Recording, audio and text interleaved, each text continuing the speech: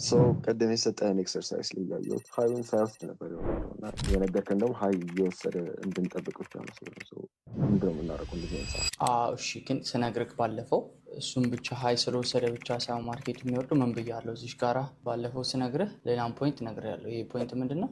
አኪሙሌሽን አይደለ? እቺን እንደ ማኒፕሌሽን የማንቆጥርበት ምክንያት ለምንድን ነው? አሁን እዚህ ጋራ አጌንስት ባያዝ ነው። ፐርፌክት አጌንስት ባያዝ ራስ መልሰዋል። አሁን እንደዚህ አይነት ነገር ይሰራል ብያለሁ በብዛት። አሁን አኪሙሌሽን፣ ማኒፕሌሽን፣ ዲስትሪቢዩሽን ሰው የሚጠብቀው ፐርፌክትሊ እንደዚህ ነው። ባለፈው ያሳየሁት ነገር ምን አሉ? አኪሙሌሽን ማኒፕሌሽን ላይ ማርኬቱ ትሪክ የሚያደርገው ነገር አለ ወደ ኦፖዚት ዳይሬክሽን በመሄድ ማለት ነው። አሁን እንደዚህ ይልና እቺ እንደ ፎልስ ሙቭ አድርጎ which is manipulation ነው ብለህ ስትገባ ግን እውነተኛ ማኒፕሌሽኑ ላይ ወጥቶ ማኒፕሌት አድርጎ ከዛ ዲስትሪቢዩት ያደርጋል which same thing happened ማለት። ከዛ ምንድነው እቺ ደግሞ ኤዥን ሃይ ነች። እቺን ኤዥን ሃይ ወሰደ። ስለዚህ እዚህ ጋራ ምንድነው ያደረገው? ሪሌቲቭ ኢኳል ሃይ ሰርቶልን ሄደው ማለት ነው። ለመቼ ይሄን ዲስትሪቢዩት አድርገው እዚህ ጋራ ማርኬት ሴክሽን ሽፍት ሰራ። ይሄው ኢንትሪያችን እዚህ ጋራ ነው። ከዛ በኋላ ከወረደ በኋላ ቀጣይ ምንድነው ያደረገው? ይሄን ሪሌቲቭ ኢኳል ሃይ ልክ ደግሞ በያዛችን ቡሊሽ ሲሆን the next day ይሄን ሪሌቲቭ ኢኳል ሃይ ደግሞ እንፈልጋቸዋለን ማለት ነው which happened ይሄው እዚህ ጋራ። ስለዚህ ኮምፕሊትሊ ሁሉንም ሊኩዊዲቲ ሊያጸዳ ይችላል። ምክንያቱም ሊኩዊዲቲዎቹን ደግሞ ክሬት